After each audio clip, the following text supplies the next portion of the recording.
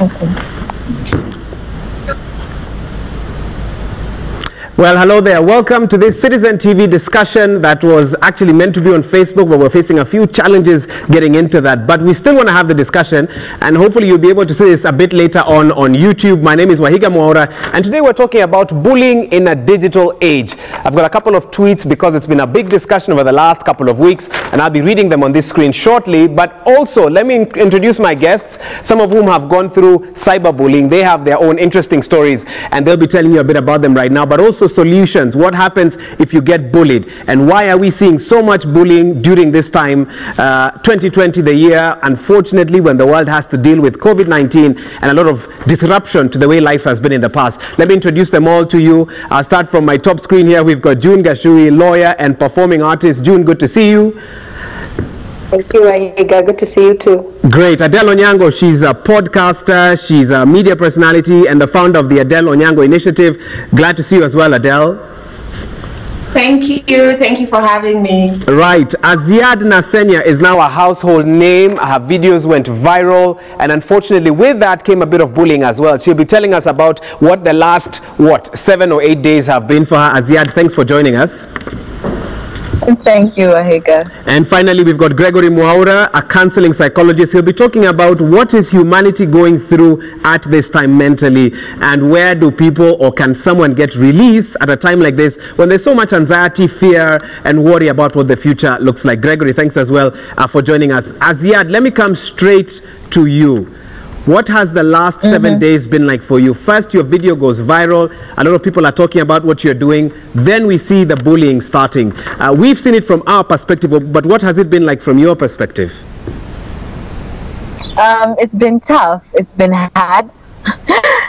Yeah, but I have overcame it in some kind of way because my support, people who support me and the positive energy just came in immediately. So it was easy for me to just tap out of it almost immediately. Let's actually try and get a bit more specific. So you've been posting videos where on TikTok for a long time, your own stuff, and then the content on TikTok. Go ahead. Sorry. And then the content crosses over to Twitter and takes a whole new dimension. Just how did that happen?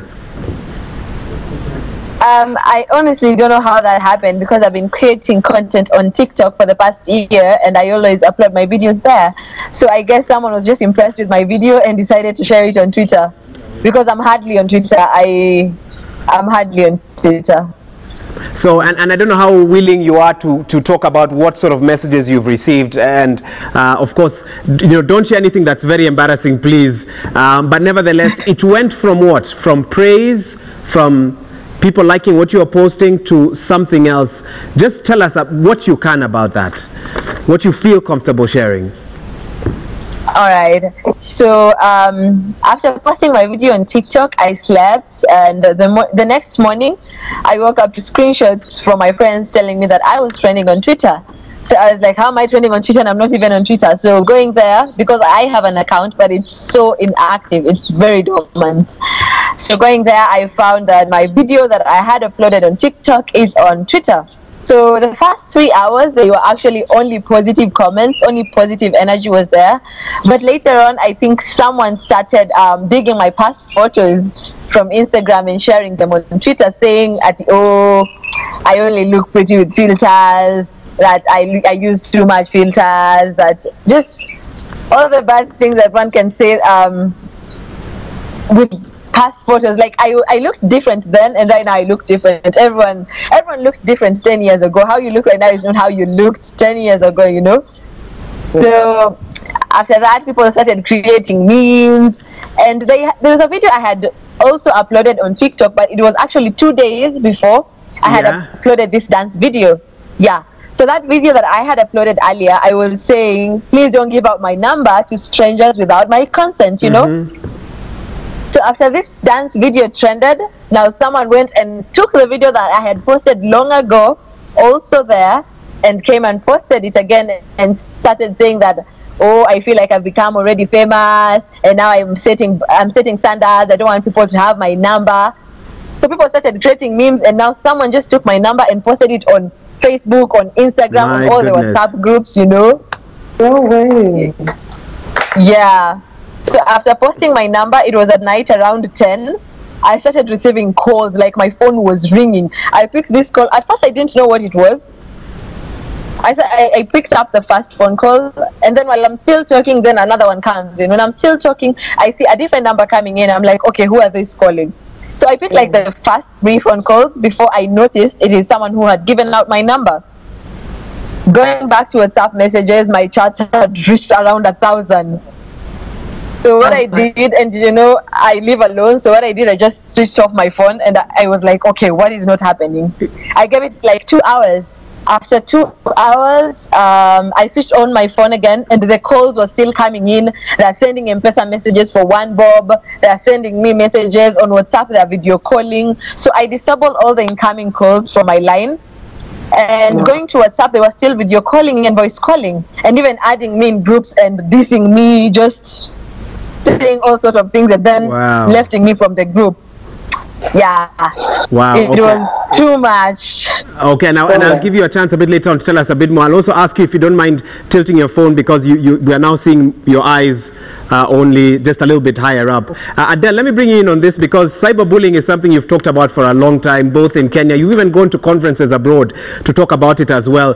What has your experience with cyberbullying been like, and why do you think it's on the increase at a time like this? Yeah, so cyberbullying has been a problem that we've had ever since like the digital boom came around, right? And some of the forums that I've been on would talk about bullying, let's say, in a school setting, and how when we were in school it would be that you were not included in certain cliques and groups, but now you're not included in certain WhatsApp groups. So it has like shifted with the digital move, right?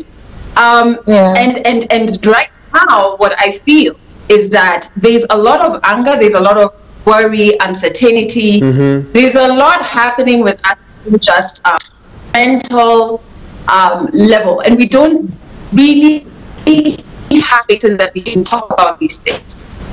For a long time, we've said how important our mental therapy is, how we need to make therapy accessible, but we look at cyberbullying as its own demon, but it is linked to mental health, because people go online to vent. They go online to get a place where they can put out their anger. That's right. And I told you this, Wahiga, before, is that it's strange that a stranger would feel so strongly about another stranger to insult them. The rationale dictates that it's really not about you who they're bullying. It's a huge reflection of the person who's doing the bullying. My experience has been mainly around gender-based violence, sexual violence, and rape. And what I've found with cyberbullying is that people there are no boundaries. So even when it comes to rape and using it as a tool of bullying against me, they've gone there. So because of the anonymity of the internet, there's nothing people are ashamed to use as a weapon when they're bullying you. So I actually, when you do some research, you find out that online studies show that women get bullied more than men, and the studies left it open as to why. Do you have your own theories? Have you heard of what others out there have sort of researched about why women get bullied more than men, Adele? This is the thing, and it's so many issues we're going through as a community, as a culture, as a people are interlinked. If you ask any woman about the street harassment they go through, why do they wear earphones when they're walking in town or whatever? It's because of the harassment they go through, right? This harassment has a digital face now. And the foundation of that harassment is because women are never seen as the owners of their bodies, right? In the side of the world that we live in, you're rounded off the nearest man. So when it takes an online platform, it's even easier for somebody to target a woman, because there's no repercussions. How are they going to find you, right? And we've seen it time and time again. When it comes to women, we're low-hanging fruit almost from how we've been conditioned as a people. We're always weaponized in political circles and now in digital circles. Okay, I think you've summarized it quite well. June, I'm coming to you shortly, but let me bring in Gregory. Gregory, as a counseling psychologist, what is going on in the mind of a person who is just about to bully another person on social media? What's happening in their mind at that time? Thank you, Wahiga. What happens to us as a society? There is a lot of frustration, there is a lot of pain, there is a lot of anger. And as we've been growing, we've not been sensitive about the mental health of individuals in our society. The mental health, even right now, guys are still struggling, accepting psychologists as individuals who are helpful, because we only know psychiatrists. So in terms of our mental health, in terms of the way we deal with ourselves, the way I view myself, that is where the bigger problem is. Why? So many of our pains are displaced. Displaced means I'm looking for somebody who I can actually displace, put my anger on, put my frustration on, put my pain on, because I don't know how to deal with it myself. That is actually a challenge we have in the society. Another thing is projecting, seeing faults in other people. Why? Because these faults are in me. I am so much in anger. I don't know how to deal with it. It's like a hot sufuria. It's like something hot on me. I don't know how to deal with it. And the more safer place it is through an anonymity. I cannot be seen, because so many people have created accounts that are not true, and I know possibly I'll not meet you ever, Wahiga Mwaura, from where I sit. Like, say anything to you, yet I have never met you, I don't know you and everything. So another thing is that we have repressed a lot of pain. A lot of things have happened to us, even dealing with ourselves, our success. You know, what is happening in our lives, my personal life, I don't know how to deal with it because I have not been empowered. And look at the population, 35, majority of them are the youth. So you can imagine in terms of cyber bullying, how much would it go when possibly individuals don't even know how to deal with themselves? When I'm angered, am I emotionally intelligent? You know, when I'm saying this, am I within, in terms of even social distance? Right now, it's something that we learn. Gregory, I'm sorry for interrupting you. Why should I be made to suffer because of the challenges of another individual? Is it, and you're giving good reason as to what's happening, but really, is it fair then on someone like Aziad, who then gets bullied because of the challenges that others are facing, for example? It is not fair, and that is why for me I was printing this particular picture. That people have bad concepts about who they are. They don't know how to deal with themselves. So that is what that is what is happening in the thinking of the person bullying. And actually, Wahiga Mwaura, I'll tell you, many people are doing it unconsciously. I don't know whether I am hurting you. No, they really, what I'm saying to you, I don't think, you know, I'm not sure whether it will hurt you or not.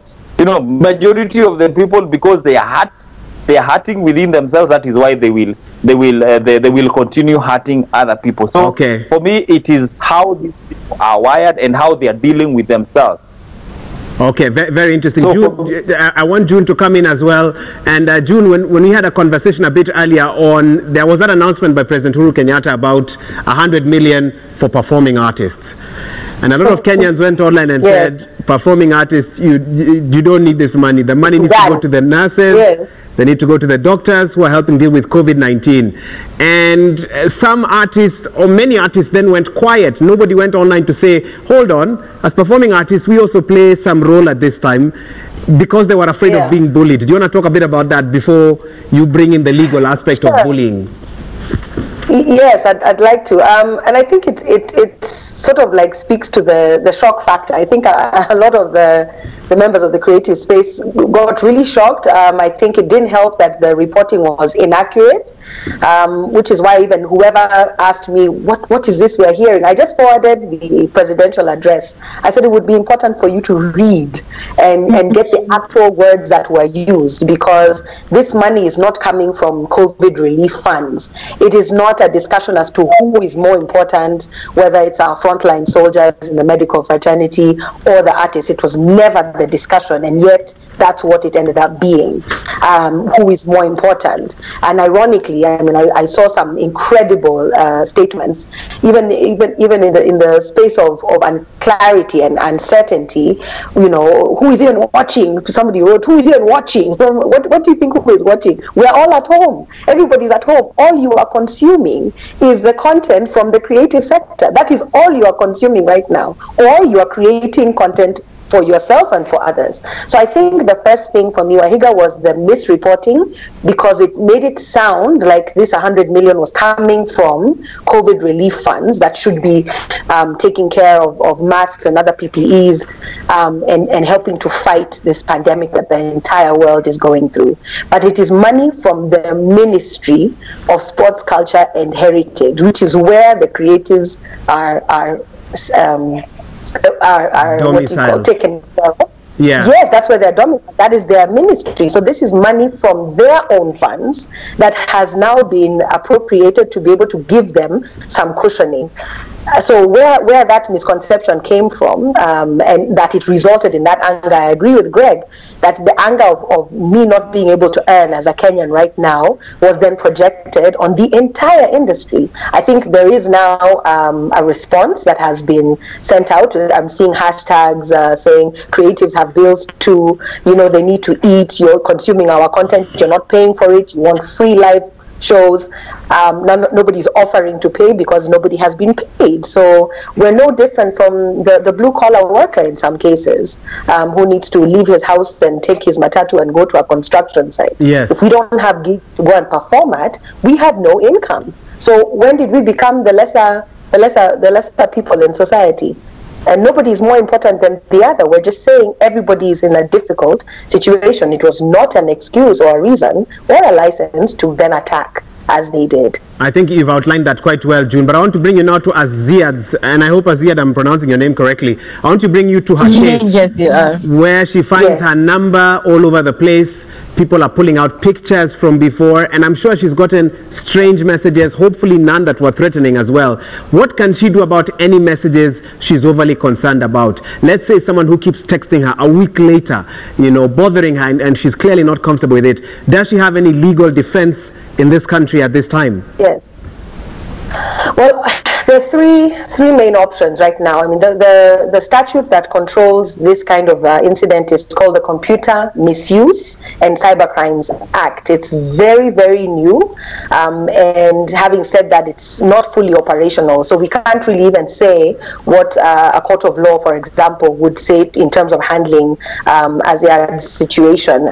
This, if you remember, was one of the statutes that was initially considered unconstitutional because of aspects of freedom of expression, and just as recently as last month, literally March 2020, the court then ruled that it was indeed constitutional, and therefore it is that fresh in terms of being a new law. So it's not really been tested in terms of how effective it is. However, Section 27 of that statute gives makes this kind of an attack a criminal offense, which then means one would need to go to the police and file a report. There needs to be some sensitization also with our police force, because it's not really very clear for them what do you mean you've been attacked? You know, they are used to sort of terrestrial physical assault. Adele is really agreeing with you on this one. I know you can't see her, but she's she's nodding. She's totally nodding. Yes.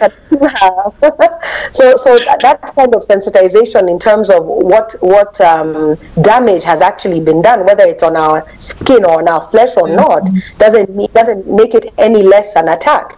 And I think that kind of sensitization, so that the police can be the welcoming sort of face that you would then encounter to be able to file your report contrary to Section 27, and provide whatever evidence. It's ironic because in as much as a lot of these cyber bullies create pseudo accounts, there is a way to sort of have evidence. You can take screenshots and be able to say, look at what people were saying about me. Look at the fact that somebody actually shared my number, which is part of her personal data and information. The second option you have is obviously reporting to the different media or rather platforms, I should say. So your Twitters, your Instagrams, because they all have terms and conditions where you can report or block and send your incident to them. But can she report 1,000 people or 2,000? I guess that is a challenge with that. She got so many messages, Azia. I hope I'm telling that's what happened to you. Yes, it is.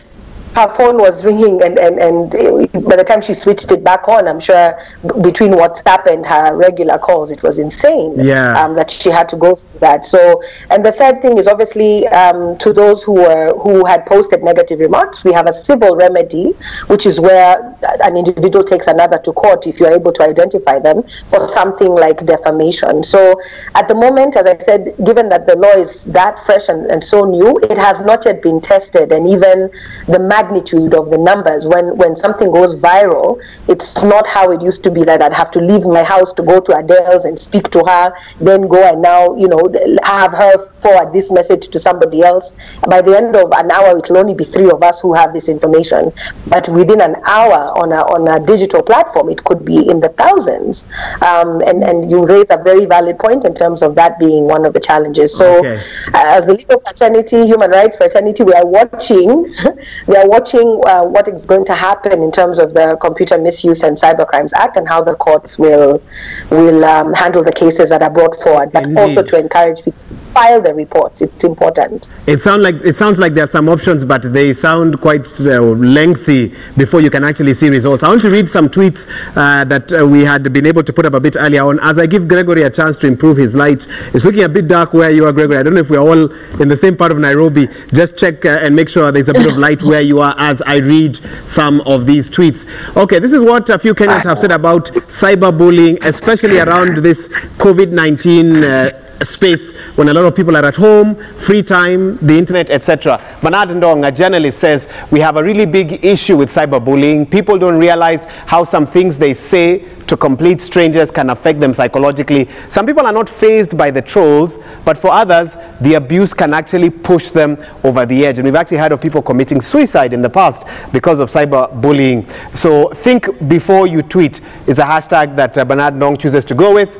Let's look at another one here. And so it says, thanks to KOT trolling and cyberbullying, Brenda, who was actually one of the first sort of positive COVID-19 cases who turned negative, came out to the public about it, and this is the person we're referring to here. She was suspected and confirmed cases of COVID-19, but because of the way she was bullied, others will go underground. Few will dare to come forward to talk about their experience. The response in Kenya just got more complicated. Many will opt to stay away from talking about their experience dealing with COVID-19 because of the trolling that happened to Brenda. That's an interesting point there by Ann Soy. Oliver Mathenge, another journalist, says, let us desist from raining all the negativity we hold on others. There's actually an option of shutting up. You don't have to demean people and their hustle. You don't have to rain on people's parades just because you have access to the timeline. Let us strive to be better human beings. And one last one here. This one is from Dennis Nyambane. He says, so in Kenya, bigwigs or elites are the ones who decide what's right and what's wrong. The common wananchi are not supposed to express their feelings freely. That's an interesting one that I hope I'll be able to ask Adele shortly about that. Where is the line between bullying and freedom of expression? And I'm coming to you for that. But before that, Aziad, we've seen cases of people being bullied in the past, and a lot of them will shut down their accounts and completely disappear from public life. You, on the other hand, are going the other way. We know you have TV appearances. We are seeing you active on social media. I think you've signed an acting deal or something of the sort. What has given you the courage and the confidence to sort of keep moving on despite what must have been one of the toughest weeks for you? First of all, I have always known what I wanted. And I have always wanted acting. I've always wanted to get into the media industry. And for this particular moment, what happened, it actually made me think about deleting every single thing and just disappearing, you know. Really? But Yeah, I had thought about it. I had really thought about it, but I had people before. I had a manager. I have been having a manager for the past year who manages me and shows me what to do, you know.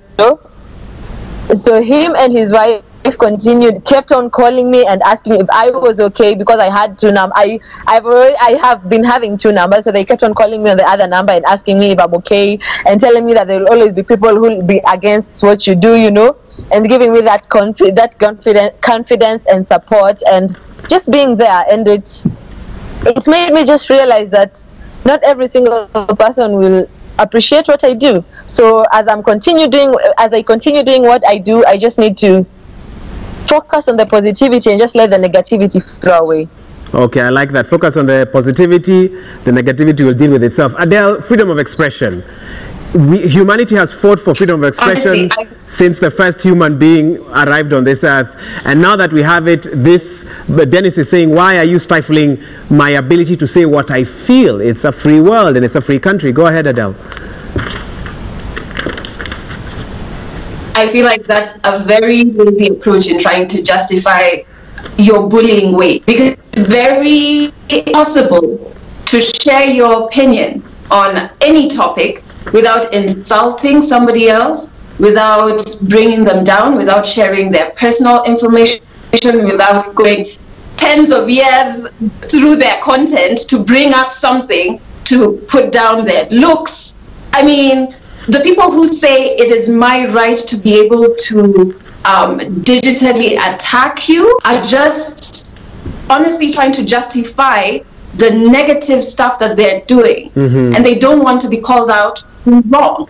So when you tell me, so for example, the big cyberbullying situation that I had a couple of years ago, where I was being told that I'm not attractive enough to be slept with willingly, leave alone to be raped, right? Wow. This was stemming from a conversation about gender-based violence. So that is not freedom of expression, right?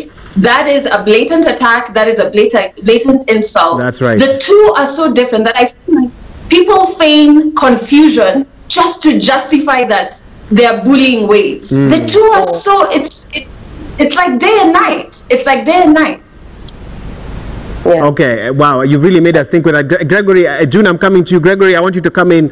When we put the flyer, and I want you to actually respond, you can respond to what Aziad or Adele have said, but when we put out this flyer, some of the comments that we saw was, one, why do you have 3 ladies and 1 man for this conversation? Is it going to be a fair one? Because a couple of comments were that the issue is not bullying, the issue is, one person actually said in capital letters, toxic feminism. And you can go online and verify. I think, Adele, you saw that as well. So, Gregory, where does this come in? Where a group of men or young men on social media feel that there is toxic feminism, and where they see it, they call it out. How do you assess that situation? Yeah. It's a very complex. It's a very complex reality, because Wahiga Mora, all we want to do is be politically correct, which possibly is a big challenge, that we don't want to state things as they are, and possibly there is what is being pushed. All right, so if you look at what the young men possibly are facing in terms of even admission in the university, in terms of even the opportunities, in terms of maybe it's something we need to relook as a society in terms of this possible. Yes, I believe in the empowerment of both genders, but not at the expense of any other gender. This is on a lighter note. Maybe as a society, we really need to see at what point have we pushed this particular empowerment, and is it now starting? Has it? What do we need to do for us to take the empowerment to the next level? Do we really need to balance it, or even if not balance it, what do we really need to do to the two genders? Because it's something that actually is happening even in relationships. Even when you see how the spaces that we find ourselves in, it is actually a challenge even to say some things, because possibly I'm looking and possibly thinking, how will it be perceived? How will it augur? You know, who is there? Who is present? What am I saying this? So etc. So in terms of the way the young men are feeling is something as a society we really need to think. But it does not justify that possibly anybody should be demeaned whatsoever. That one does not justify. So it's maybe as a society we really need to look at it. The second thing, possibly when they are seeing the three ladies, maybe they feel that possibly ladies are being given maybe opportunities than men. So I really, it's something that we really need as a society to have a conversation on, in terms of even the younger generation. The older generation maybe has no problem, but the younger generation have issues. Because for me, I have even challenge when somebody sees my gender, because I didn't write an application for it. So why are you seeing the man in me and not seeing the human being in me? And that's a very interesting point you've raised. So let me ask you this. So will this debate ever end? If we have a group of men who feel that empowerment has gone too far, and they are willing to speak out about it, and unfortunately some of them go rather, perverse in the way they state it. But also studies show that for women to catch up with men properly, it will take another 150 years or so. It sounds like we have two competing groups, and thus we might see more cases of cyberbullying. We might see more cases of men crying out that women have been too far apart. Will this come to an end anytime soon, in your view? In my view, June, I'm getting you in shortly. It will not go anytime soon, more, and it will be bad because of the psychological effect that possibly it has. Actually, you've actually shared there people whose career have been shattered, others have committed suicide. So that is where possibly those are some of the effects that possibly we found. So Wahiga Mwaura, cyberbullying is not going anywhere, because maybe we need to go back on the drawing board and we see the kind of socialization that we are giving individuals. Because even in, you meet people who don't know Wahiga Mwaura, who don't know Greg Mwaura, and they have actually seen, the only thing they've seen because of what they've undergone is actually one man and three ladies. They cannot really see the effect of cyberbullying and how it's affecting not those ladies, but the humanity in those ladies. And that is, generally, maybe in quotes, we find ourselves in negative patriarchy that only sees a man like you have to be supreme, you have to run things. And for me, in terms of the discourse, really need to change and really see the humanity in the other person. Because I didn't write an application. Yeah, so I think for me it is not. Yeah, a man. And I want to interrupt you because I want to try and bring June in before our time is up. June, Adele, Azia, Gregory have given their thoughts. Come in, and after you talk, anyone else can jump in after that. We don't have to do the circle if you have some burning thoughts. Go ahead, June. Okay, thank you. I want to hope that those listening will not listen to the sound of my voice or look at my beautiful face, but let me read what the statute says about what the offense, if you're one who commits an offense under the section I mentioned earlier, which was section 27. Let me just tell you what the penalty is. You will be liable to on conviction to a fine not exceeding 20 million shillings, or to imprisonment for a term not exceeding 10 years, or to both. So before you start posting, please think very carefully. In addition, those who are suffering from this kind of cyber harassment or bullying can also have an order compelling the person who has been charged with such an offense to refrain from engaging in or enlisting others. So calling others, sharing it on WhatsApp, because the multiplicity of platforms has also made this even worse. Just as Ziad was sharing, this was something on TikTok, which found its way to Twitter and all other WhatsApp platforms and other type of media that escalated extremely quickly. So think about the penalty, because as I said, the law is now in force and operational as at March 2020. This is not something that you cannot be traced.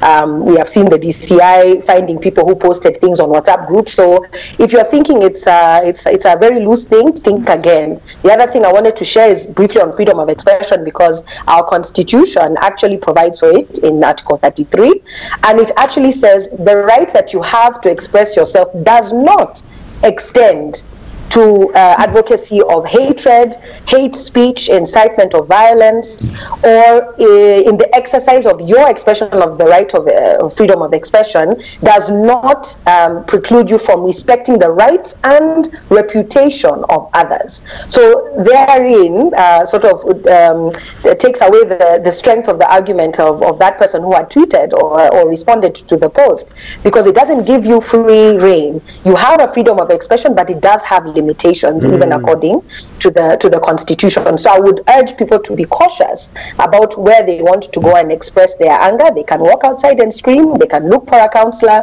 They have other ways to deal with whatever anger they're going through. They don't need to subject themselves to this kind of a risk, number one, nor subject people to incidences of mental health. Reputation. If I lose my job, for example, because somebody else believes what you've said, I could sue you for defamation. That's an additional amount of money that you may have to pay upon conviction. Why would you put yourself through all of that? And the law is very clear where that is concerned. You've asked some very important questions. Adele, you look like you want to jump in. Go ahead. Yes, so I totally agree with everything June said, and I honestly, the first comment after I posted the poster was that on toxic feminism, and I think it's important for people to just go and read, so that even when you're engaging in a conversation, you're coming from a point of knowledge, not just creating terms that we really don't even know. What is this toxic feminism? It's put up when we put up a bikini photo near a pool. It's thrown our way when we are talking about cyberbullying. What is this thing you guys are talking about? Because we fighting for advancing access for women to actual basic human rights. We're also saying that the culture that we are living in that is oppressing the woman is also oppressing the man.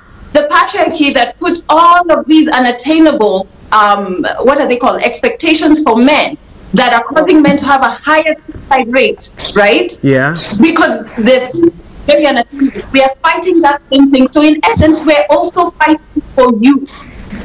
So how's about you join us, engage us in conversation rather than creating terms that do not exist? Just read. It's okay. Read, come from a point of knowledge so that we advance the agenda. That, I think, is something huge that, especially online, I do not see people engaging in constructive conversation or even asking, hey, this term you've used, what does it mean? It can start from there. You've made a very interesting point that when you empower women, you empower men as well. I've never actually thought about it in that perspective. And do you feel empowered, Mahiga? Pardon? Do I feel empowered? Do you feel empowered? Absolutely. I is fighting for you. Do you feel empowered? Absolutely. Aziyad, let me ask you this: have you changed the way you engage on social media after everything that happened? Have you made some accounts private? Have you limited your engagement? How has it changed your behavior online? I haven't changed. There's only one thing that I've changed. Initially, I'd go like live every single evening on Instagram, but right now I can't go live. I just don't want to do it because, you know, you never know. I just feel a little bit of pressure after all that happened, all the harassment and all the bullying.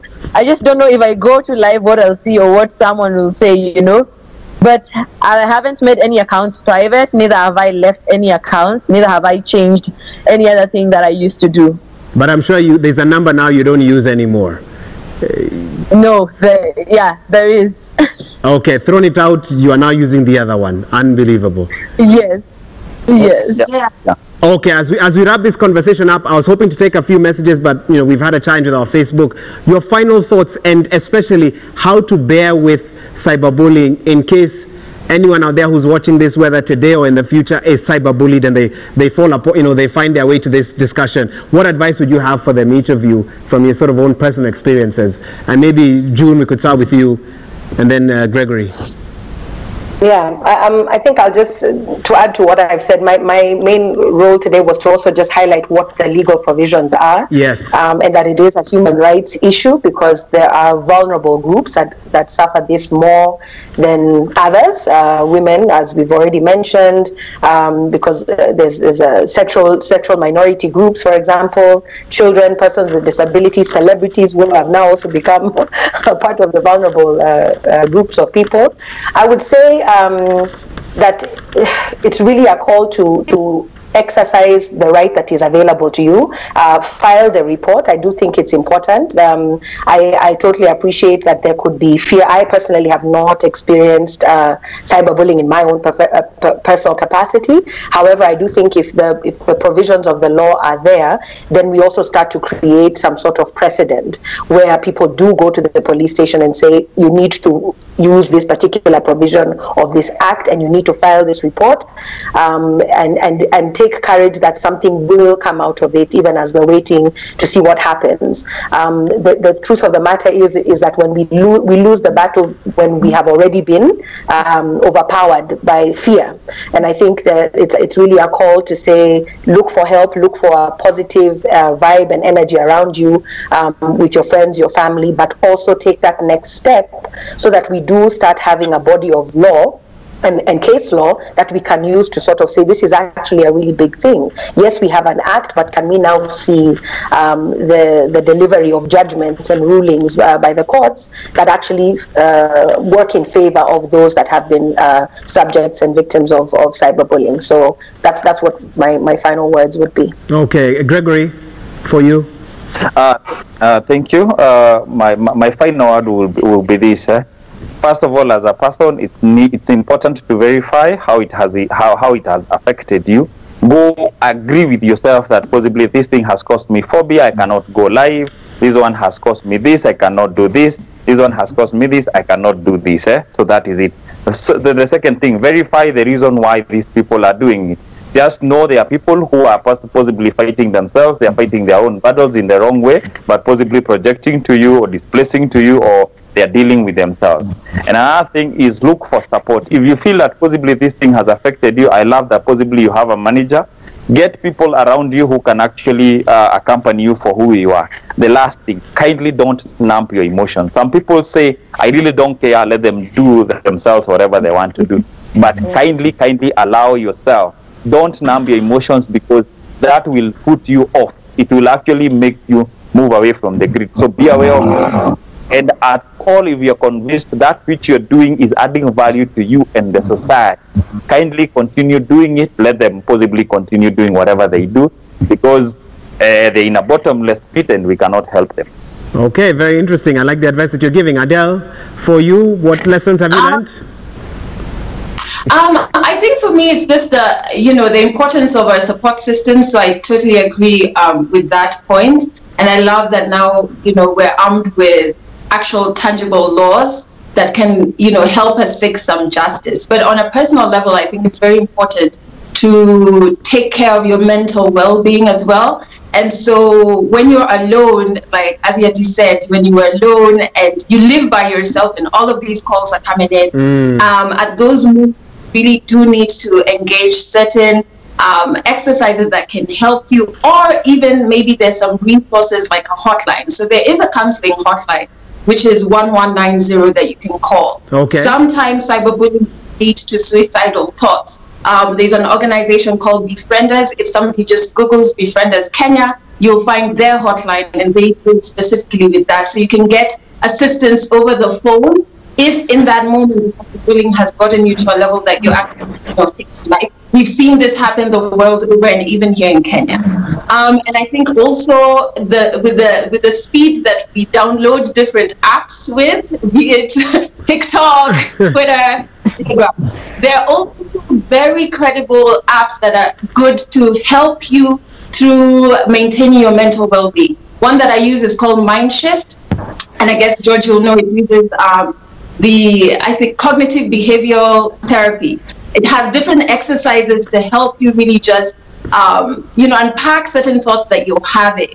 So with the same speed you download social media apps, they also sound very good mental well-being apps that can help you, especially when you're going through cyberbullying as an individual. Yeah. Okay, I love, you've given some very important information out, Adele. Thank you so much for that. In 10 seconds, Adele, tell me this. To respond to online bullies or not, would you do it? To respond to online bullies or not? I think you should go with whatever it is that you're feeling. If you asked me this question a couple of years ago, I would have said, no, be the bigger person, think of your brand, especially if you're in the media and things like that. Yeah. But honestly, responsibility cannot be on the victim. It cannot be on the victim. The responsibility is on that person who's using social media to bully others. So they should be asked, excuse me, to bully or not, and can you stop? Just speak not. Thank you. You've wrapped that up quite well. Aziad, I hope you've learned a thing or two after the kind of week you've had. Any lessons you'd have for other young ladies, young men out there who might be bullied in 2020 or in years to come, of how they can weather it? Because you seem to have handled it quite well, I would say. I think I was able to handle it very well because I was surrounded by mature people when the thing happened. Just like Gregory had said, first of all, don't numb your feelings. At first I was like, it's just end, there'll always be haters, but later on it really got to me, and the sobbing really helped me like relieve some of the pain, you know. Wow.